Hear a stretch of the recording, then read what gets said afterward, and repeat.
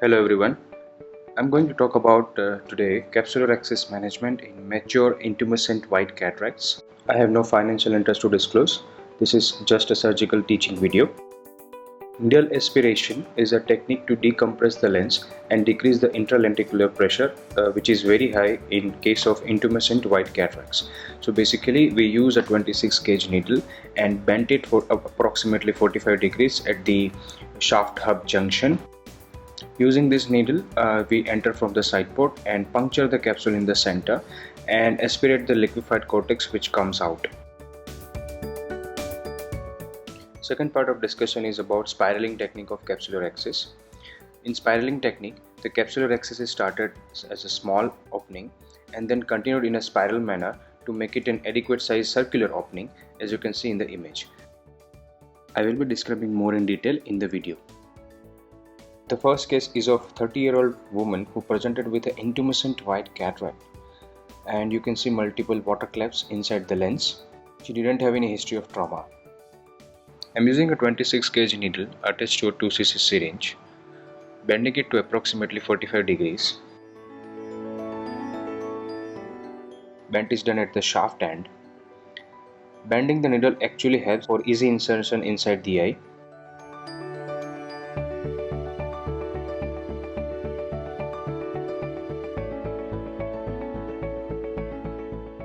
After that, I'm inserting the needle in the eye, piercing the capsule in the center, and you can see the liquid cortex coming out, which I'm aspirating. I also go under the capsule to aspirate more cortex. OVD is used multiple times to maintain the pressure inside the anterior chamber. I'm going in from the opposite side port to aspirate the cortex, so I call it double aspiration technique. Decompressing and decreasing the intralenticular pressure helps in preventing the capsular access runaway in this kind of mature white cataracts. Using the cystotome, the capsular access flap is elevated and capsular access is started as small opening.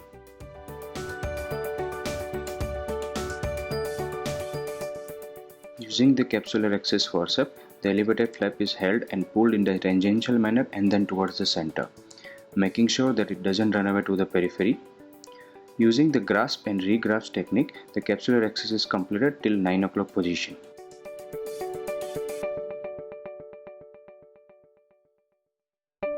After finishing till 9 o'clock, as you can see, I came out, I'm injecting the OVD again, and the rest of the capsular access will be continued in a spiral manner. The thin flap is held with the forceps and spiral is completed. And you can see a very good circular capsular access opening. This is another case of intumescent cataract, which is brown nucleus. So I'm using the bent 26 gauge needle to do the lens decompression using cortex aspiration technique. Cortex aspiration using the needle is done from the opposite end also. That's why it is double aspiration technique. After elevating the capsular flap with cystotome, the starting of the access is made with a small opening, which is continued in a spiral manner to make it an adequate size opening using a capsular access forceps. Here also multiple grasp and regrasp technique is used. After holding the capsule with the forceps, it is actually continued initially in a spiral manner and then the force is directed toward the center so that it prevents the run out of the capsule.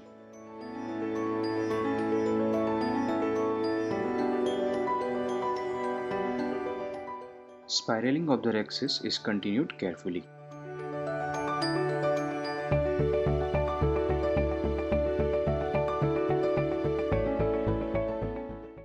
At the end you can see it's a round circular opening, well centered over the lens. Let's have another example of the intumescent white cataract. As I'm showing, the needle is bent at 45 degrees,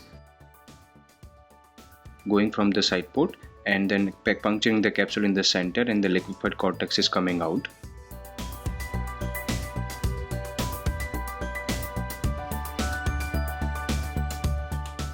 I'm aspirating the cortex with the needle.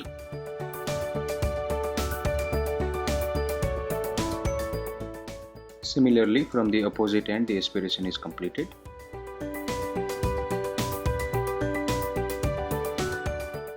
Here I am using the capsular access forceps to elevate the flap and continue the capsular access with the grasp regrasp technique. Never be in a hurry in such cases. Always come out in between whenever needed. Put OVD inside the anterior chamber and then continue the capsular access.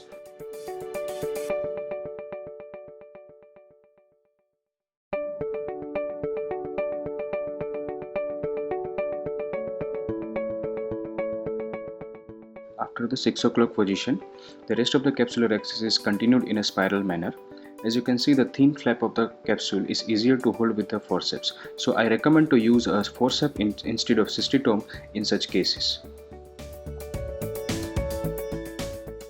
Careful hydrodissection with a gentle rotation of the nucleus is done.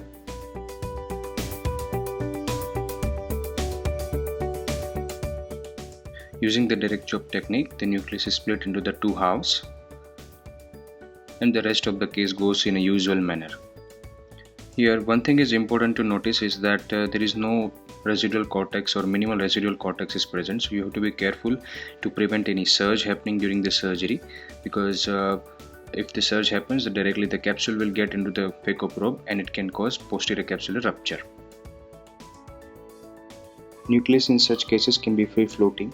As you can see, the heminucleus is free inside the bag, but don't be in a hurry. Just bring the heminucleus in front of your phacoprobe, hold it in the center and then chop it.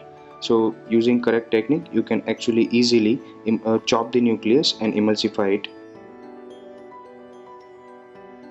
And the amount of energy used for emulsification is less.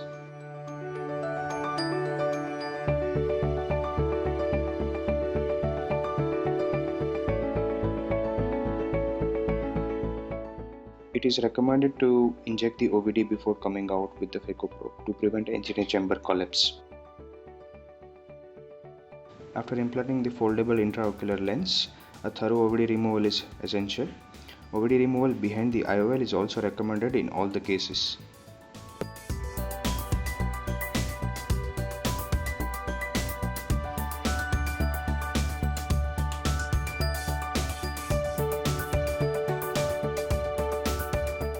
A small chunk of cortex in the periphery is easier to remove after IOL implantation.